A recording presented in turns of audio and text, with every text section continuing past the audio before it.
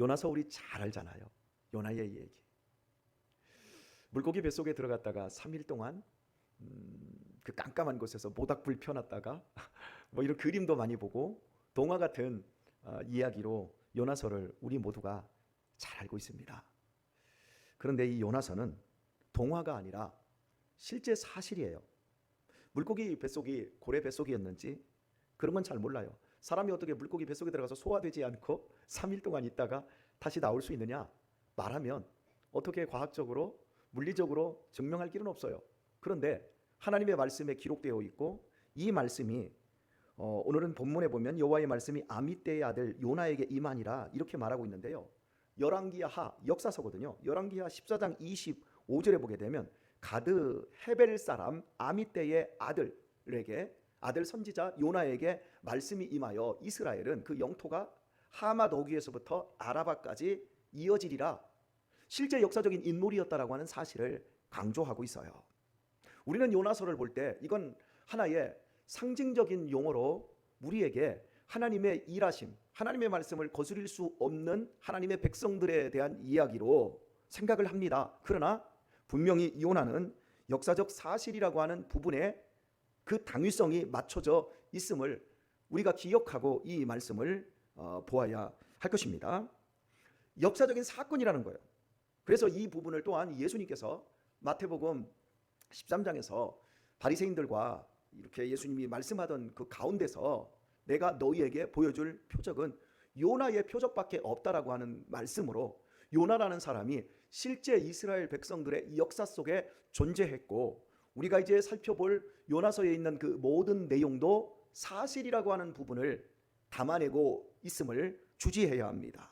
그리고 이 요나서를 통해서 우리가 또한 보기를 원하는 것 중에 하나는 요나가 선교해야 될 그 대상이 니느웨였어요. 이스라엘의 원수 나라 아수르였어요.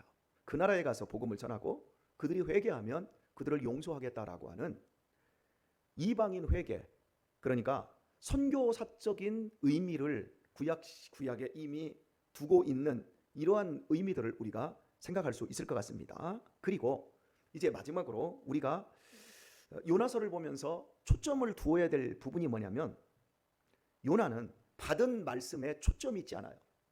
우리가 오바댜서를 보기 전에 계속해서 한 7년여 동안 보았던 말씀이 이사야서였거든요. 그런데 여러분 이사야가 무엇을 했는지 어떤 모습으로 살았는지 그런 얘기는 하나도 안 나와요. 모두 이사야가 받은 하나님의 말씀의 내용이 66장까지 그냥 기록되어 있는 거예요. 그러니까 우리가 요나서를 포함해서 이 구약성경에 보면 12개의 소선지서들이 나와요. 그 선지서들의 그 초점이 그들이 받은 말씀의 초점이 있어요. 그런데 이 요나서는 선지자가 받은 말씀에 초점을 두고 있는 것이 아니라 그 선지자가 취하는 하나님의 말씀에 대한 태도, 하나님의 말씀을 받았는데 그 말씀을 가지고 갈등하다가 결국은 자기 멋대로 도망치고 하나님이 물고기 뱃속에 집어넣고 또 하나님이 그를 원래의 말씀을 주었던 그 자리에서 사명을 감당하는 요나라고 하는 선지자의 갈등 구조적인 삶 속에 초점을 맞추고 있어요. 저는 1년에 거의 한 번 정도만 여기다 스토를 두르고 나옵니다. 제가 가운도 잘 입질 않아요. 원래 개신교는 가운도 없어야 돼요. 아무것도 없어야 돼요. 그게 개신교예요. 로만 천주교회에 있었던 그 모든 신앙의 전통 뭐 그것들을 다 부정할 필요는 없어요. 하지만 제사장 계급과 같은 성직자 계급을 만들어 놓고 전 세계에서 어떤 정치 제도보다도 더 강력한 권력 구조를 만들어낸 것이 천주교거든요. 천주교는 지상에서 예수님 오실 때까지 절대 없어지지 않을 구조입니다. 무시무시한 정치적인 구조지요. 그래서 가운을 입고 이 스토를 이렇게 두르는 이런 모든 것들이 사실은 성경에서 나온 것은 아니에요. 구약의 제사장의 그런 모습들을 통해서 성직자라는 이름을 붙이고 그래서 조금 더 거룩하고 조금 더 신성하게 보여지는 어떤 퍼포먼스 속에서 나온 거기 때문에. 그런데 제가 가운을 잘 입지도 않지만 그래도 꼭 입어야 될 때는 그 성찬식 때는 제가 입어요. 그리고 또 무슨 절기 때 입을까 말까 하다가 딱 입는데 1년에 한 번, 스톨만큼은 1년에 한 번 두르고 나와요. 스톨이 뭔지 아세요? 가운 위에다가 여기다가 이렇게 두르는 거 있잖아요. 어떨 때는 하얀색, 아니 어떤 빨간색, 어떤 때는 아니야. 저 같은 경우에는 초록색과 남색이라고 하죠. 그 색깔로 이제 뒤집어서 이제 있는데 원래 그 스톨이 4가지 색깔로 있어요. 그 스톨이 두르면 사람들은 멋있대요. 그런데 멋있으라고 두르는 의미가 아니라 이 스톨은 원래 멍해라는 의미예요. 나는 이제 하나님의 말씀의 사명을 감당해야 하는 선지자로서 그것은 멍해와 같습니다. 평생 하나님의 말씀을 짊어진 그 멍해를 저는 벗을 수가 없습니다 라고 하는 표시로서 스톨을 두르는 거지 멋있으라고 두르는 것이 아니라는 거예요. 목사는 말씀을 짊어진 사람이에요. 그것이 마치 멍해와 같은 거예요.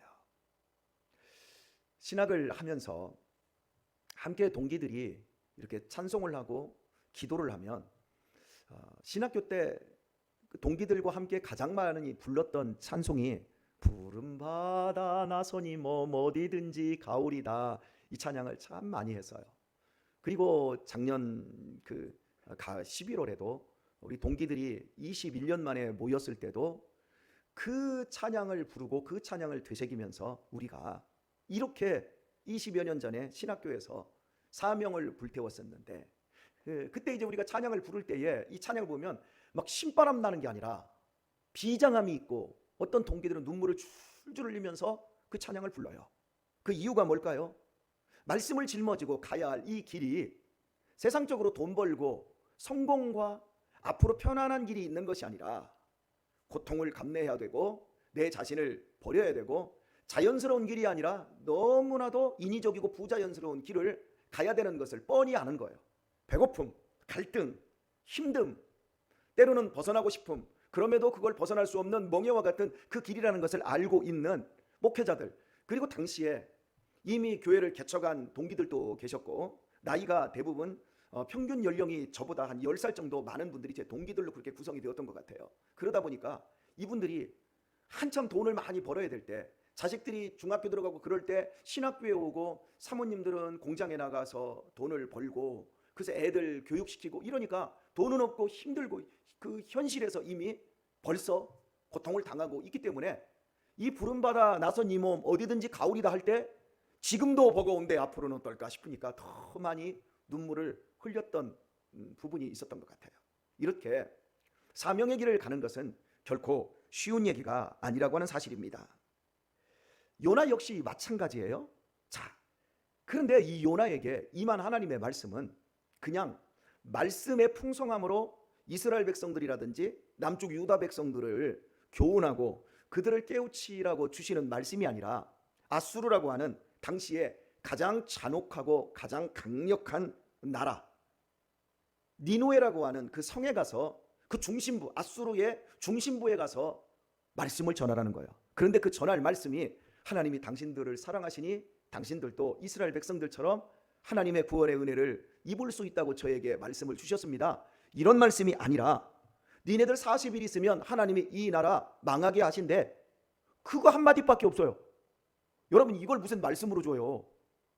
자, 여러분 아수르라는 나라는 당시에 성과 길이만 둘레만 12km였습니다. 그리고 그 안에 그 어린아이만 12만 명이었어요. 그렇다면 어린아이가 보편적으로 어른보다 많다라고 했을 때 많을 수도 있고 안 많을 수도 있어요. 왜냐하면 많이 낳기는 하지만 우리 어린 시절에 호적을 늦게 했던 이유가 어린 시절에 대부분 다 죽는단 말이에요.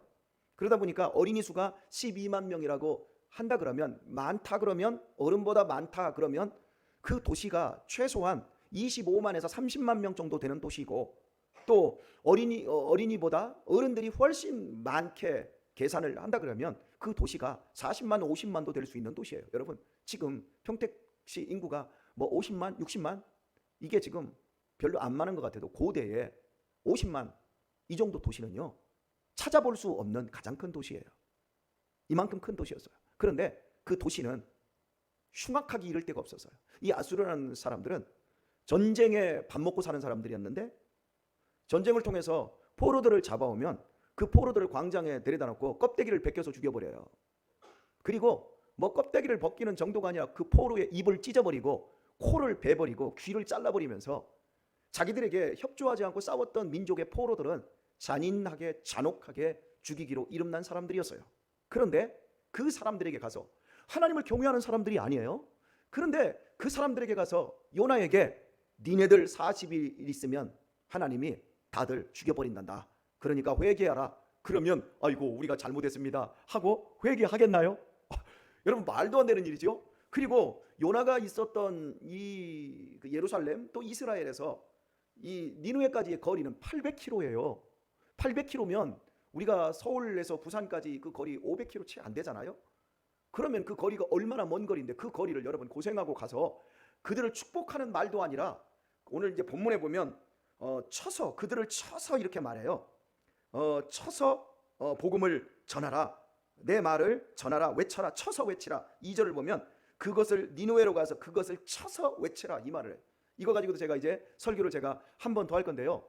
그냥 공손히 말하는 게 아니라 몽댕이로 두들겨 패듯이 그들에게 말씀을 전하라는 얘기예요.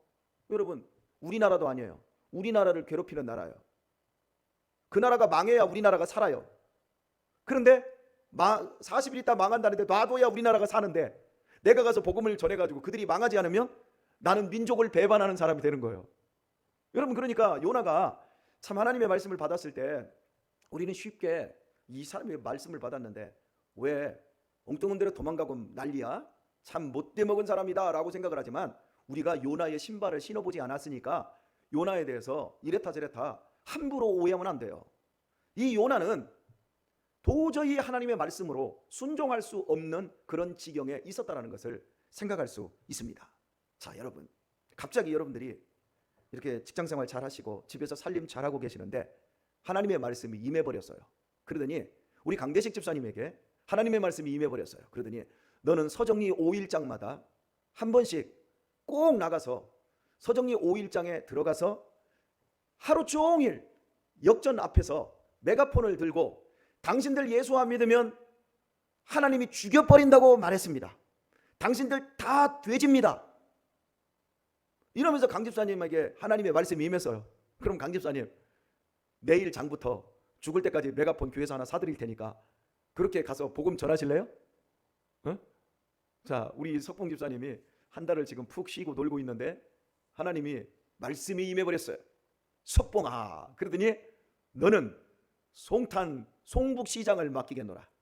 4일장 9일장마다 가서 온종일 외쳐라. 이 싸가지 없는 것들아, 회개하지 않으면 하나님이 니네들 싹 죽여버린단다. 그렇게 전하라고 하면 우리 집사님 돈도 안 벌고 그거 할 수 있겠어요? 그러니까 우리 요나서 이거 볼 때 그냥 나쁜 선지자 이렇게 보면 안 돼요. 아마 우리 강 집사님이나 이석봉 집사님 두 분이 서정리에서 그런 식으로 복음을 전하면 송탄시 기독교 연합회에서 들고 일어나서 당신들이 복음을 전하는 거요, 복음을 막아버리고 있는 거요, 당신들 그렇게 사람들에게 욕하고 사람들을 협박하면 누가 교회 오겠냐고, 당신들 제발 하지 말라고 그러면서 계속 나가면 저한테 기독교 연합회에서 전화를 하고 임원 목사님들이 찾아와서 당신들 이런 식으로 하면 이 이단으로 정죄하겠다고 이러지 않겠어요? 이게 우리가 요나서를 볼 때 절대 이 얘기가 쉬운 얘기가 아니라는 거예요. 여러분 지금 북한이라는 나라가 전 세계에서 가장 호전적이고 아주 잔혹하잖아요. 자기의 고모부를 고사포 비행기 잡는 그 총을 가져다 놓고 그냥 갈겨버렸어요. 여러분 고사포 비행기 잡는 이 기관포를 가지고 사람을 가져다 놓고 거기다 쏴뿌리면 여러분 이 몸에 다 걸레짝대요. 아무 남는 거 없어요. 그런데 평양시내 한복판에 들어가는 것도 힘들지만 평양시내 한복판에 딱 가가지고 그 인민궁전 앞에서 김정은 딱 보는 데서 하나님이 북한을 박살내버리시겠다고 나한테 말씀을 전했다. 크게 쳐서 외쳐보십시다. 살까요 죽을까요? 힘든 얘기예요. 오늘의 말씀을 맺도록 하겠습니다. 우리가 요나서를 보면서 오해하지 마세요. 너무나도 쉽게 참 못돼 먹은 선지자다 이렇게 생각하지 마세요. 우리가 모두 다 요나예요. 우리에게 이런 말씀이 임하지 않은 것을 다행으로 여기십니까? 아니요. 이미 임해버렸어요. 우리의 사랑하는 내 주변에 있는 사람들에게 우리는 사랑의 복음을 외쳐야 될 사명이 있는데 그 사명을 안 하는 거예요. 하나님이 너 사랑해. 하나님이 너 영원히 살리기를 원해. 하나님이 영원히 네 편 되어 주시기를 원해. 이 길만이 살 길이야 라고 간곡하게 이야기해도 우리를 죽이지 않을 것이고 우리에게 욕하지 않을 것인데도 불구하고 우리는 입 다물고 있단 말이에요. 우리는 전하지 않고 있단 말이에요. 그래서 하나님이 이렇게 요나 같은 이런 말씀으로, 이런 사명으로 눈물과 비탄과 한숨이 없이는 갈 수 없는 갈등 구조 속에 있는 이런 요나를 보여주면서 너희들에게 주어져 있는 기회가 얼마나 좋은 줄 알아. 그러니 사명 잘 감당하거라. 그러면 저 니느웨 같이 포악한 사람에게 결국 요나가 가서 복음을 외쳤을 때 그들이 회개해서 그 시대의 멸망을 막은 것처럼 네가 보기에 도저히 안 믿을 것 같은 그 인간들도 너희들이 사랑의 복음을 전하기만 하면 내가 다 책임져 주겠노라. 그 이 얘기로 이 본문의 말씀을 나에게 적용하실 수 있어야 합니다. 우리의 남은 시간, 요나가 우리 안에 있습니다. 그러나 사랑의 복음으로 보이시고 증거하셔서 많은 사람들이 그리스도 예수님의 복음 안에서 구원받고 새 생명 얻는 놀라운 역사를 많이 이루어 가시는 우리 성도님들 되실 수 있기를 예수님의 이름으로 축원합니다.